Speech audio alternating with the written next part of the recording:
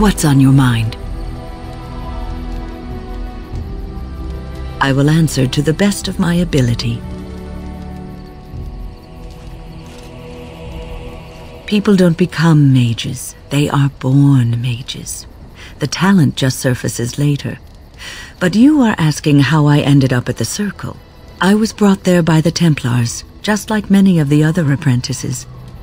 I don't remember very much. I was very young then.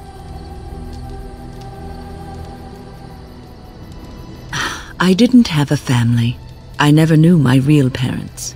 My earliest memory was of hiding in a hayloft on a farm, trying to keep warm. I was found, and the farmer's wife was kind enough not to send me away.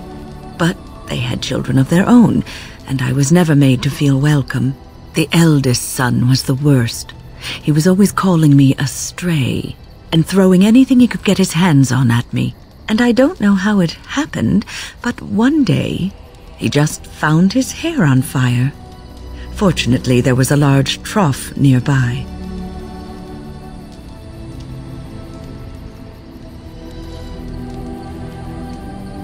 And you would have seen yourself trussed up like a festival turkey and paraded about the square for it. Village folk have little love for witches like us. Thankfully, all I had to endure was a few nights locked in a cold barn with a bowl of water and a crust of bread. The Templars arrived several mornings later.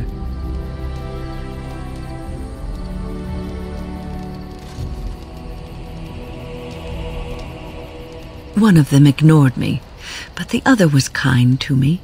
He gave me sweets and even sat me on his shoulders once when I wanted to look over a high wall that ran along the road. I'll never forget the moment the Templars led me into the entrance hall of the tower. I had never seen anything so grand in my life. I stopped being afraid then. I knew I was home.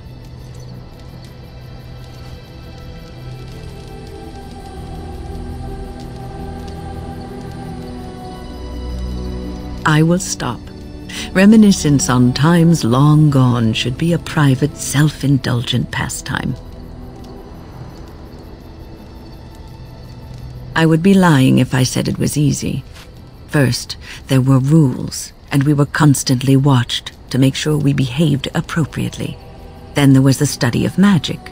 We had to cast the spells just so, control the effects completely. A single word spoken incorrectly, a gesture out of sync, and lack of focus. And we needed to have perfect focus, or we would be in danger.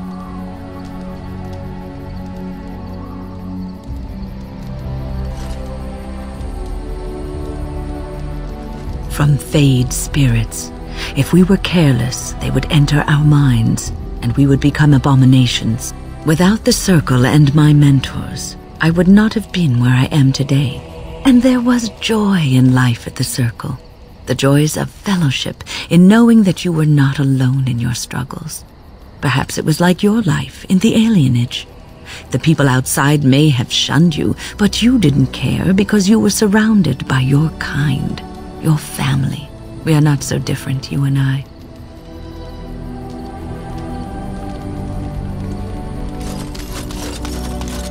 The Circle of Magi stands ready to assist, Grey Warden, as do the Templars of the Chantry. As is my duty, Grey Warden. On your order, Grey Warden.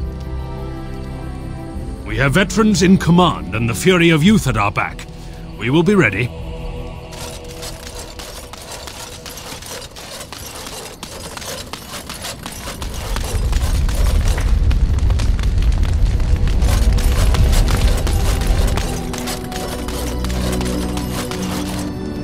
You're back, eh? You have time to hear about Duncan's promise? My family, well, past a bit checkered to see. Nobles look at us with disdain. My great-great-grandmother, Sophia Dryden, was the last Warden Commander of Ferelden back when the Wardens were known as freeloaders. So King Olin banished the Wardens and he took House Dryden's land and titles.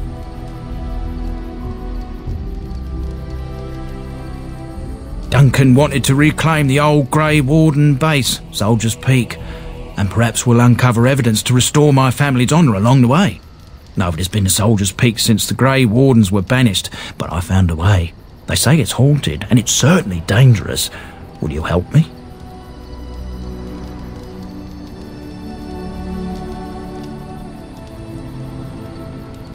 A thousand blessings upon you, Warden. I'll mark down the location on your map.